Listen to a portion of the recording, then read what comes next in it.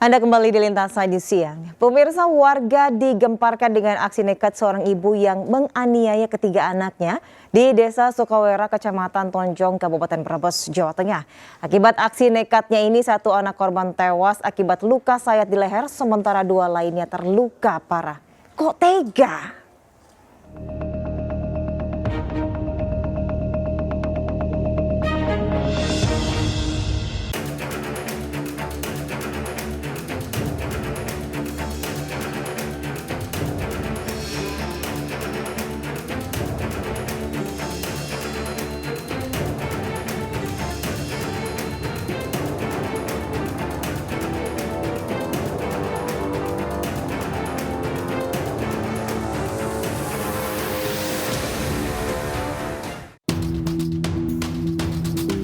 Minggu pagi, keheningan Desa Sukawera sontak pecah akibat peristiwa penganiayaan yang dilakukan KU 35 tahun terhadap ketiga anaknya di Tonjong, Kabupaten Brebes. Aksi penganiayaan diketahui warga setelah mendengar teriakan dari dalam rumah usai sholat subuh. Saat didobrak, warga menemukan salah satu anak tergeletak tak berdaya dan berlumuran darah. Sementara dua anak lainnya selamat dengan mengunci diri di dalam kamar meski mengalami luka di dada dan leher. Keduanya segera dilarikan ke puskesmas, sementara KU diamankan warga. Itu kan dari lehernya. Terus yang kedua yang dibawa rumah sakit kan ininya, dadanya. Terus yang paling kecil yang cowok lehernya.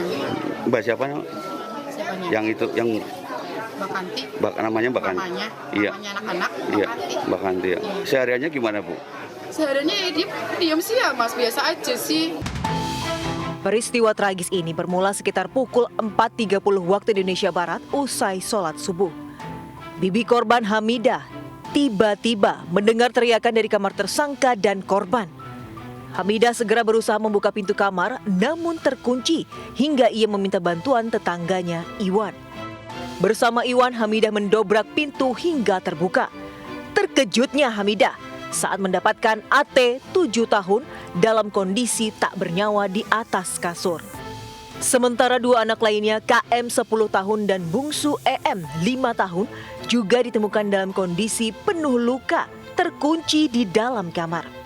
Warga segera mengevakuasi ketiga korban serta mengamankan ibu kandung yang diduga sebagai pelaku penganiayaan.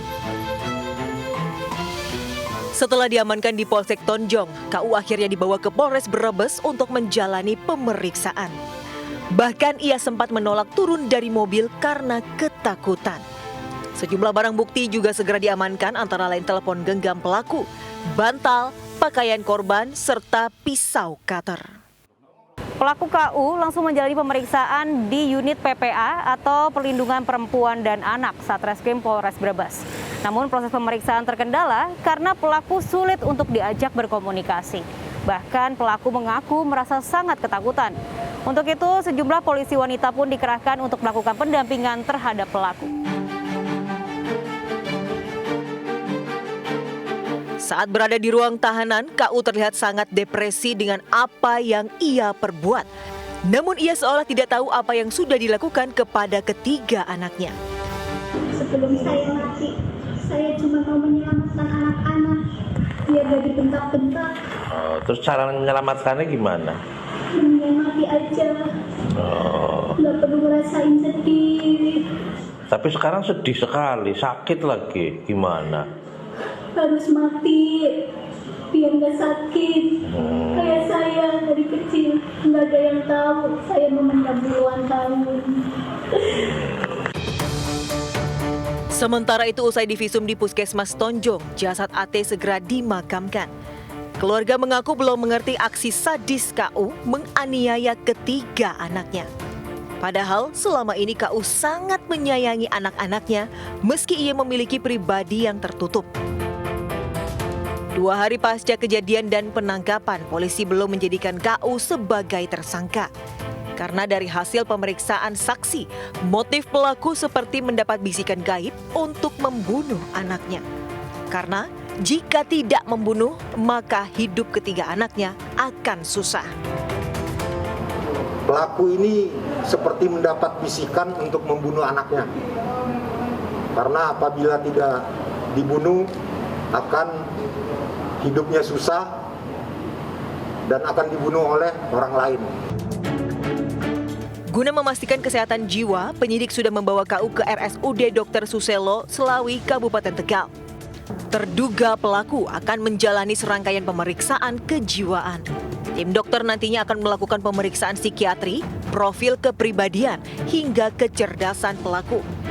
Sejauh ini pelaku masih menjawab dengan baik pertanyaan tim dokter terkait kejadian 6 bulan lalu. Pasien bisa menjawab dengan baik, menjawab sesuai dengan pertanyaan, tetapi untuk pertanyaan-pertanyaan tertentu tampaknya pasien belum mau menjawab dengan alasan dia sudah lelah menjawab pertanyaan-pertanyaan tersebut. Jadi saya lebih ke arah mengenal watak atau kepribadian dasar dari pasien dulu. 3 hari usai kejadian, anak sulung terduga pelaku KM dan anak bungsu EM kondisinya berangsur membaik di RSUD Margono Soekarjo, Purwokerto. Bahkan keduanya kini sudah dipindah ke ruang perawatan setelah menjalani operasi. Kondisi anak bungsu kini sudah bisa berkomunikasi, namun sang sulung masih trauma. Menjadi seorang ibu sama sekali bukanlah tugas yang mudah. Dibutuhkan adanya kesiapan baik secara mental maupun fisik, dan juga perlunya adanya dukungan dari orang-orang sekitar. Semoga saja hal seperti ini tidak pernah terjadi lagi dimanapun dan kapanpun. Saya Mada Dasrul dan tim liputan iNews melaporkan.